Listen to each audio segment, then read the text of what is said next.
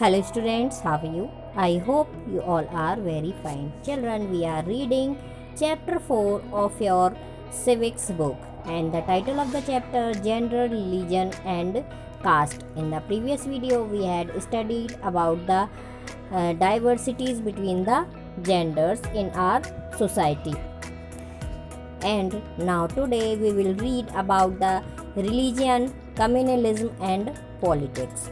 So let us now turn to a very different kind of social division, the division based on religious differences. This division is not as universal as gender, but religious diversity is fairly widespread in the world today. Many countries, including India, have in their population followers of different religions.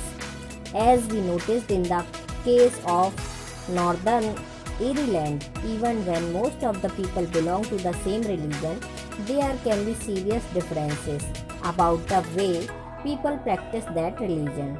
Unlike gender differences, the religious differences are often expressed in the field of politics. Children, जैसे कि हमने अब gender differences के बारे में पढ़ा, वैसे ही हमारी सोसाइटी में एक और डिवीज़न आता है, वो है रिलीजियस डिफरेंसेस के बेसिस पर। सोशल डिवीज़न जो है वो रिलीजियस डिफरेंसेस जब बहुत ज़्यादा हो जाते हैं या कोई एक धर्म के लोग जो हैं वो अपने आप को ज़्यादा सुपीरियर साबित करने की कोशिश करते हैं, उस कंडीशन में सोसाइटी में सोशल डिवीज़न होता है। अब यदि जैसे कि हमने नोटिस किया हमारे यहाँ नॉर्दर्न आयरलैंड की साइड में जो लोग हैं वो सेम रिलीजन के हैं, लेकिन उसके बाद भी उनमें कुछ डिफरेंसेस होते हैं। तो ना सिर्फ जेंडर डिफरेंसेस बल्कि रिलीजियस डिफरेंसेस भी जो हैं वो लोगों के बीच में और सोसाइटी में पाए जाते हैं। चलिए हम नोट्स के थ्रू और समझ लेते हैं। तो children, start writing from here. Religion, communalism and politics.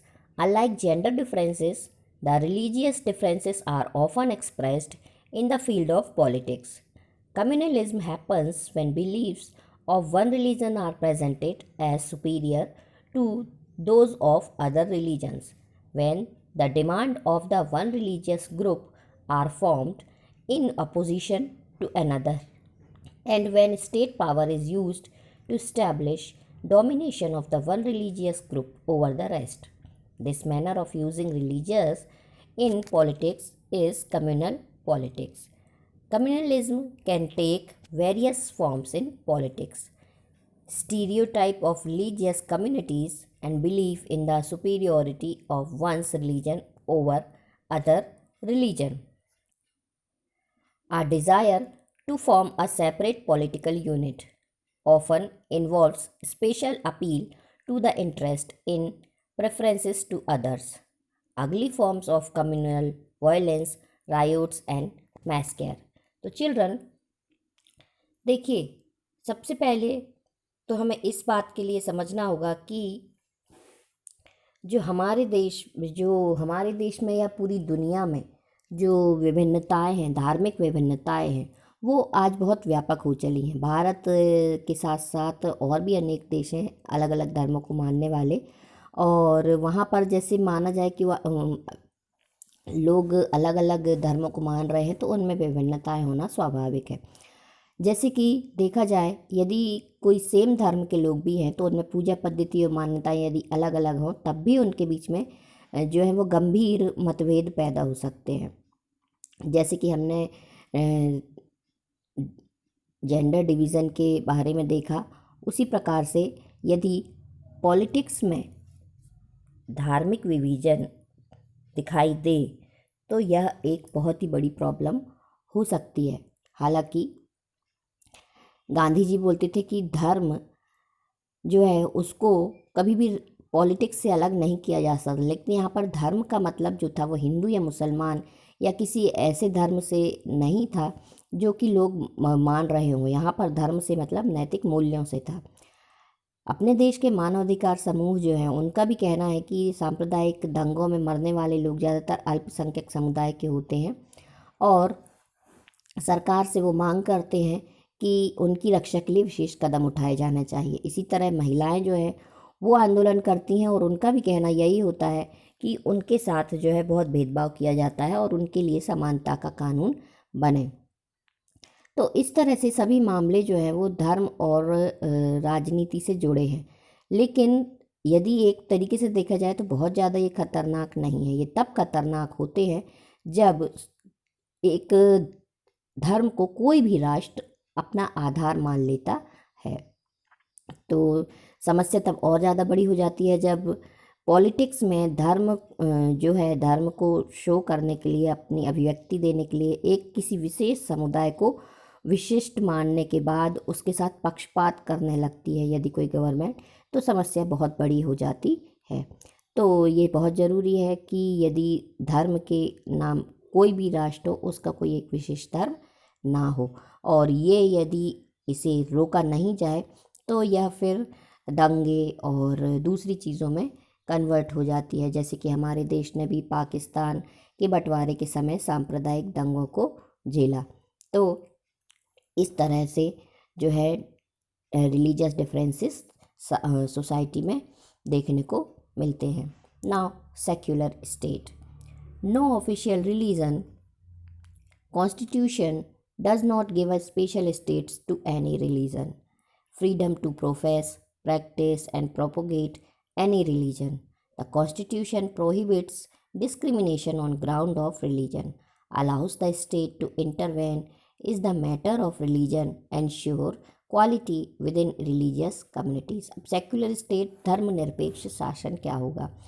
यदि कोई भी एक देश किसी एक धर्म विशेष को अपना आधार मान ले तो वहाँ पर बहुत ज़्यादा जो है असमानता फैल जाती है। हमारा जो देश है वो एक सेक्युलर स्टेट है, मीन्स धर्मनिरपेक्ष राज्य है। यहाँ पर कोई भी जो सेक्युलर स्टेट होगा, जैसे कि हमारा भारत है, वहाँ पर कोई भी ऑफिशियल रिलीजन नहीं होगा, मतलब कोई भी गवर्नमेंट है या शासन चलाने वाले हैं उनका कोई धर्म नहीं होगा। कॉन्स्टिट्यूशन किसी को भी एक विशेष धर्म को मानने की अनुमति नहीं देता है। फ्रीडम जो है वो सभी के लिए होगी अपने अपने धर्म को मानने की, अपने तरीके से मानने की, और वो जहाँ चाहें मंदिर, मस्जिद या जिस भी भगवान को मानना चाहें वो मान सकते हैं। कॉन्स्टिट्यूशन यह भी बोलता है कि रिलीजन के बेस पर किसी भी तरह का भेदभाव नहीं किया जाना चाहिए, और कॉन्स्टिट्यूशन किसी को भी यह अधिकार नहीं देता है कि वह किसी दूसरे के धर्म के मामले में इंटरफियर करे। हाँ, यदि ज़रूरत पड़ती है कि वो किसी जो बहुत सारी लोग हैं यदि उनको किसी खास प्रकार से नुकसान पहुंचा रहा है कोई धर्म विशेष, तो जो है वो गवर्नमेंट फिर उसमें इंटरफियर कर सकती है। और इसके साथ साथ जो गवर्नमेंट है और जो सेक्युलर स्टेट है वह यह भी आश्वासन देता है कि हर कम्युनिटी के लोग, हर रिलीजियस कम्युनिटी के लोगों को इक्वालिटी का राइट होगा। इसके बाद बात आती है कास्ट एंड पॉलिटिक्स की। So they keep in mind the caste composition of the electorate and nominate candidates from different caste. Political parties and candidates in elections make appeal to caste sentiments to muster support. No parliamentary constituency in the country has a clear majority of one single caste. No party wins the votes of all and voters of a caste or community. तो children, अब यदि cast differences की बात की जाए, cast और politics की बात की जाए, तो हमने पॉलिटिक्स में सोशल डिवीज़न की दो तरह से जो रूप हैं वो देखे हैं। मोटे तौर पर एक तो जो है वो कहना चाहिए कि सकारात्मक है या लाभदायक है, तो दूसरी तरफ वो नुकसानदेह भी है।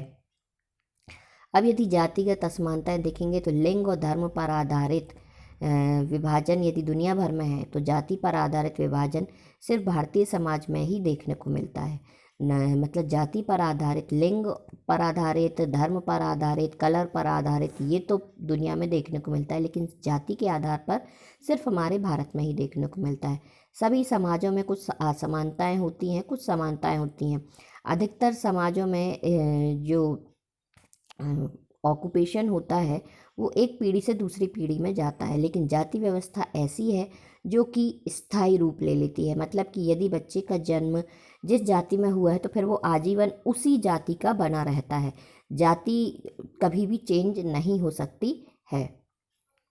इसमें यदि ऑक्यूपेशन की बात करेंगे तो यह जो है यह वंशानुगत होता है। इसके साथ साथ जो रीति रिवाज है वह भी जन्म से जो शिशु है उसे वह मानने के लिए बाध्य होता है। दैट मीन्स हर जाति का जो व्यक्ति है वो अपने अपने धर्म को, उसके साथ साथ रीति रिवाजों को मानने के लिए बाध्य होता है। और बाध्य होता है मीन्स वह उसे मानना होता है। यदि वो नहीं भी मानना चाहता है तब भी वह अपनी जाति से अलग नहीं हो सकता है। अन्य जाति समूह में उनकी ना तो उनके बच्चों की शादी हो सकती है, ना ही कोई महत्वपूर्ण जो पारिवारिक और सामुदायिक आयोजन है उनमें बैठ कर के लोग भोजन वगैरह कर सकते हैं। इसी प्रकार से वर्ण व्यवस्था थी, तो वर्ण व्यवस्था में भी जो है इसी तरह की छुआछूत वगैरह का व्यवहार देखा जाता था। तो चिल्ड्रन, ये जो जाति व्यवस्था है इससे देश में, समाज में बहुत ज़्यादा इनइक्वालिटी फैलने की संभावना होती है और यह रोकना बहुत ज़रूरी है। बहुत सारे इसके लिए कानून भी बने हैं, गवर्नमेंट ने भी बहुत प्रयास किए हैं और काफ़ी कुछ इसमें कंट्रोल भी पा लिया गया है। राजनीति में जाति की बात यदि की जाए तो जब पार्टियां चुनाव के लिए उम्मीदवारों के नाम तय करती हैं तो चुनाव क्षेत्र में किस प्रकार के वोटर्स हैं उनकी जातियों का ध्यान रख के फिर वो वोट देती हैं ताकि उनके कैंडिडेट को ज़्यादा से ज़्यादा वोट मिले। तो इस तरह की जो व्यवस्था है यह बहुत ही खतरनाक है और ऐसी व्यवस्था जो है किसी भी देश के लिए हानिकारक होती है। इसमें इसके साथ साथ यह भी सच है कि सिर्फ जाति पर जोर देना काफ़ी नुकसानदायक है। जैसे कि धर्म के मसले में होता है, जातिगत पहचान के आधार पर यदि राजनीतिक जो लोकतंत्र है वह शुभ नहीं हो सकता। इससे गरीबी, विकास, भ्रष्टाचार आदि मुद्दे जो हैं उससे ध्यान लोगों का भटकता है और साथ ही साथ हिंसा, टकराव, इन चीज़ों को बढ़ावा मिलता है। चिल्ड्रन, यहाँ पर ये चैप्टर फिनिश होता है। इसके साथ मैं आपको इस चैप्टर की एक्सरसाइज लगा के दे रही हूँ तो आप उसे लिख लेंगे।